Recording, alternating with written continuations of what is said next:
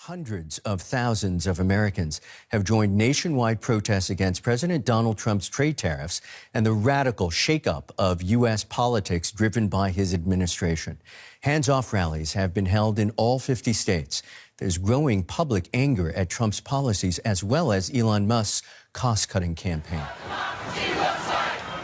It was the largest single day of protest since President Donald Trump returned to office in January. Under the banner, opponents of Trump's policies rallied, from critics of his economic policies to those concerned about civil rights to climate activists in towns and cities in all 50 states, from New York's Fifth Avenue. I feel horrible. We did, immigrants are getting deported. The president's so worried about 0.1% of the population, transgender people, but he doesn't care about the economy, he doesn't talk about lowering prices, inflation. To Charlotte, North Carolina.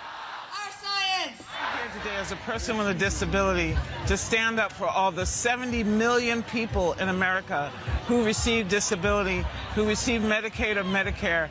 They are important. Their voice is important. In Houston, Texas, people came out in defiance of a tornado warning. I'm here today to say hands off of our democracy, hands off of our rights, hands off of our futures. I was a little afraid today that the weather might scare people from coming out, but I was so delighted to see that everyone braved the rainy weather and came out to fight for our rights. In a nation as divided as the United States, the hands-off organizers managed to bring together a wide range of those unhappy with the government, from civil rights organizations to army veterans, to LGBTQ groups, to climate activists. They all had one message for the man in the Oval Office. This is what democracy looks like!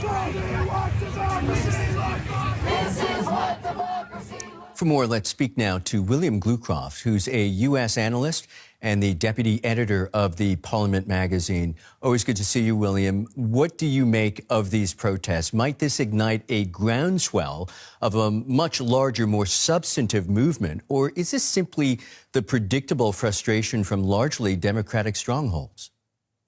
Well, according to the organizers themselves, this was a one-day protest for April 5th. So at least for now, it seems like an expression, one-off kind of thing. These things do have a way of taking off and sort of snowballing into larger events. We saw in the Black Lives Matter protests in 2020, for example, that rocked the United States across the country in many different sort of settings and contexts for that entire summer. To what extent or to what the long-term sort of consequences of that was, I think.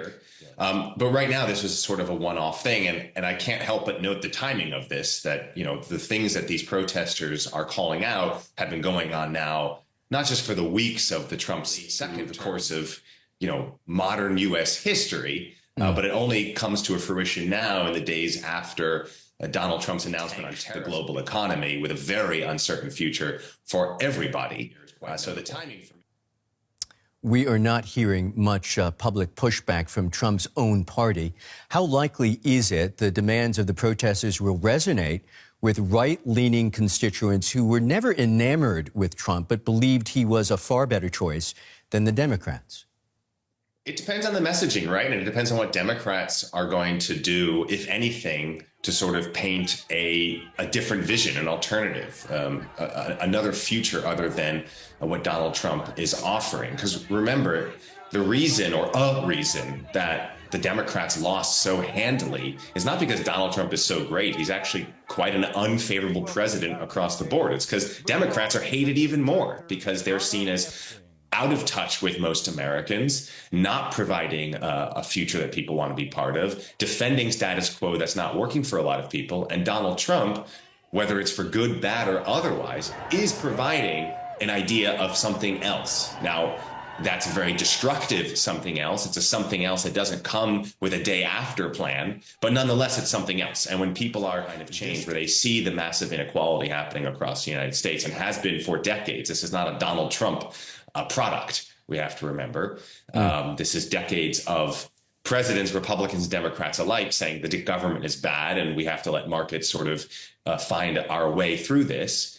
Then you're left with what Donald Trump is offering and not something that many people might want to jump in on and be part of. So it really depends on what the response is going to be. This wave of protests has reached Berlin, Paris, and London to some extent.